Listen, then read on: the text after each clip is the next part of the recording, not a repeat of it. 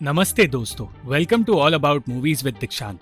वदंती के पिछले एपिसोड में हमने देखा कि वेलोनी नाम की एक लड़की की लाश मिलने पर उसका मंगेतर विघ्नेश शक के दायरे में आ गया। तो आगे बढ़ते हैं और सेकंड एपिसोड के बारे में बात करते हैं। मगर शुरू करने से पहले मैं रिक्वेस्ट करूंगा कि आप हमारे चैनल को सब्सक्राइब करें और कमेंट्स में अपनी राय जरूर दें, क्योंकि आपके कमेंट्स और लाइक से हमारे चैनल को मदद मिल सकती है। वेलोनी की खबर अब हर जगह फैलने लगी थी, क्योंकि एक्ट्रेस ममता इस केस से जुड़ी हुई थी। इस केस की बढ़ती पॉपुलैरिटी को देखकर पुलिस से कहा गया कि उन्हें जल्द से जल्द इस केस को रफा दफा करना होगा।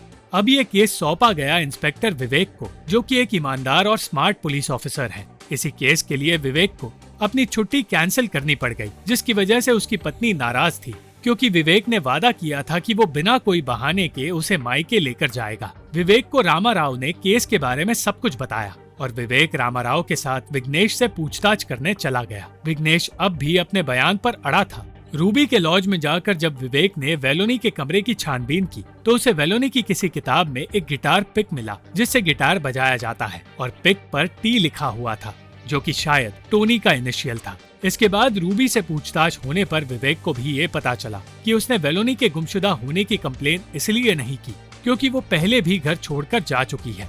लॉज में काम करने वाले लोगों से पूछताछ करने पर विवेक को पता चला कि वेलोनी अक्सर रात के 12 बजे छत पर जाया करती थी। वहां से निकलकर विवेक एलेक्स नाम के लड़के से मिलने गया, जो अक्सर केसेस सॉल्व करने में विवेक की मदद करता है। एलेक्स ने बताया कि उसने वेलोनी को पहले भी देखा है, क्योंकि वो वीडियो जो वेलोनी की दोस्त ने ली थी वो सोशल मीडिया पर वायरल हुई थी। और वो वीडियो देखने के बाद जब विवेक फिल्म के शूटिंग लोकेशन पर गया तब उसे वेलोनी के कपड़ों का एक टुकड़ा मिला, जो कि उस जगह से काफी दूर था जिस जगह उसकी लाश मिली थी। कुछ वक्त पहले रूबी के लॉज में केएल सेबास्टियन नाम का एक राइटर रहने आया था, जिसे वेलोनी ने कमरा दिखाया था। वेलोनी और सेबास्टियन की थोड़ी ही बातों में दोस्ती हो गई थी और सेबास्टियन को कहीं ना कहीं वेलोनी पसंद आने लगी थी। आज विवेक ने टोनी के उस दोस्त से पूछताछ की जिसने वेलोनी के बारे में उन्हें बताया था। विवेक से बात करते वक्त वो लड़का इधर उधर देख रहा था, और जब विवेक ने सीसीटीवी फुटेज को गौर से देखा तो उसे टोनी नजर आ गया, जो छिपकर उन्हें देख रहा था।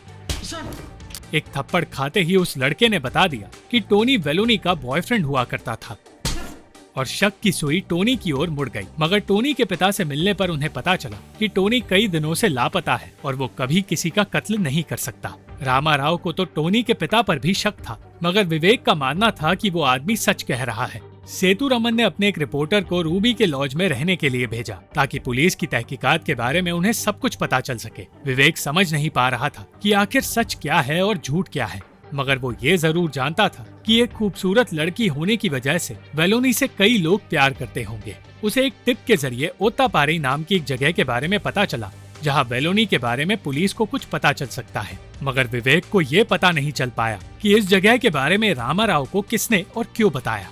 उस इलाके में छानबीन करने पर विवेक को वेलोनी के कपड़े का एक टुकड़ा मिला, जिसका मतलब ये था कि वेलोनी वहां आई थी। और फोरेंसिक को बुलाने के बाद वहां मौजूद एक बूढ़ी औरत से विवेक को पता चला कि 2 हफ्तों पहले वेलोनी वहां एक आदमी के साथ आई थी। पुलिस को लगा कि वो आदमी टोनी होगा, मगर उस औरत ने बताया कि उस लड़की के साथ कोई जवान लड़का नहीं, बल्कि उम्र में बड़ा एक आदमी आया था। अब ये सारी बातें एक पुलिस वाले ने सेतुरमन के रिपोर्टर तक पहुंचा दी, जिसने एक रिपोर्ट तैयार करके सेतुरमन को अपना आर्टिकल भेज दिया। इस आर्टिकल में वो सारी बातें थी जो इस केस को मसालेदार बनाती है, और जल्द ही केस के बारे में सारी बातें फैल गई। सबको पता चल गया कि इस केस में क्या क्या हुआ, और ये भी कि वेलोनी टोनी या अपने मंगेतर के साथ नहीं, बल्कि किसी तीसरे आदमी के साथ ओत्तापारी में गई थी। अब वो तीसरा आदमी कौन है और उसका इस कत्ल में हाथ है या नहीं, ये हम अगले एपिसोड में जानेंगे।